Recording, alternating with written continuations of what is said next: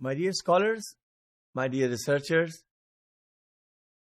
on one hand, we are calling economist as polymath. And on the other hand, we are talking about physiocrats. A little difference in argumentation, a little difference in beliefs, how the business has to run, how the commerce. ये ज्यादा बेहतर होगा कि हम 18th century के अंदर business को commerce कहें, मर्केंटलिस्ट, मर्केंटाइल, ये वो टर्मिनोलॉजी है जो उस वक्त यूज हो रही थी. और फिर इसमें how the Adam Smith philosophy, being a Scottish economist and a philosopher, यानी इसका मतलब ये हुआ कि फिलॉसफी से ही इकोनॉमिक्स का डिसिप्लिन इमर्ज हो रहा है, सोशल साइंस. फिलॉसफी से ही फिजिक्स और मैथ और इंजीनियरिंग और टेक्नोलॉजी इमर्ज हो रही हैं. But naturally, natural science and the engineering is affecting the concepts of economics mathematically. It will later on has its effect on commerce and business. So, French economists were also following the teachings of Adam Smith. Free trade, free market, because the concept of free thinking and free speech was brought in to the commerce. And the evidence has to be objective. One of the scholars, Malthus, is very well known, of course, who is a follower of Adam Smith, who believes in free market, who believes in invisible hand and the free trade, and the labor has to be divided. काम करने वाले काम ही करते रहें और हुक्म चलाने वाले हुक्म चलाएं. This was the division in 18th century. And of course, the teachings of Adam Smith through the book published in Wealth of Nations, Malthus says that motivation is a factor in theories of exchange. जब आप exchange कर रहे हैं, exchange of agriculture commodity, exchange of wool for money, exchange of textile for money, whatever is being exchanged, there has to be some motivation. And self-love, love for money, is also a factor of motivation for exchange. Malthus was also a founding member of the first business school, by the way. First business school, which was established by East India Company. अब recall कीजिए, east India company को British queen ने इजाजत दी कि वो India में आके business करे.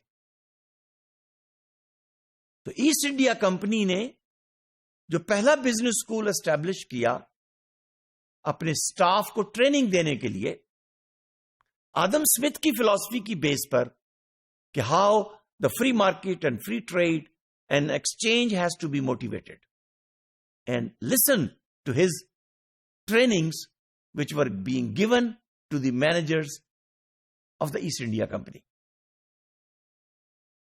The same company, East India Company, they recruited managers and agents in India to conduct the business on behalf of East India Company. And Malthus argued that to coordinate and to control the work of others, knowledge is essential. तो knowledge के बारे में तो कोई दो राय नहीं है, लेकिन this knowledge has to be objective, has to be measured. We can see and measure through an instrument, through a tool. Malthus argued, और देखिए, argument leads to the concept, concept leads to new theory. ये एक logical structure होता है और logical development होती है नई थ्योरी की. So Malthus argued that people are the one who make markets. The ability of the people to participate in these market exchanges depends on their relative power, on their relative affluence. किसके पास कितना पैसा है, किसके पास कितनी power है, किसके पास कितनी Dzire है दूसरे को ओवरकम करने के लिए. फ्री मार्केट है, फ्री ट्रेड है, but this market exchange is dependent now on the relative power and the affluence and the desire to make an exchange.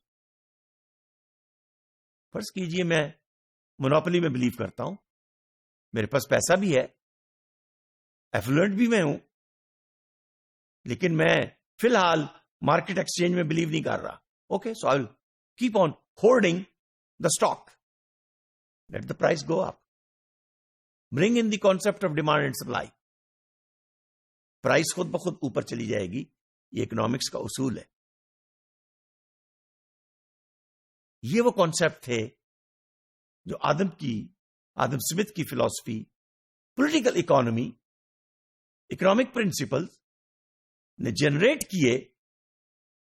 Although it is being known as a human-centered concept of the market of 20th century. इसलिए कि people are exchanging, they are involved in trade, they have the relative power and desire, so they are motivated to exchange. मुझे खरीदना है, मुझे जरूरत है, मेरे पास पैसे हैं, मुझे स्टोर करना है, मैं एफ्लुएंट हूं, मुझे अभी पैसों की जरूरत नहीं है, I can wait for 6 months. Let there be scarcity in the market. Let there be less supplies in the market. Demand will go up, price will go up. So we will see what kind of scenarios of commerce are emerging in the 19th century along with the Industrial Revolution.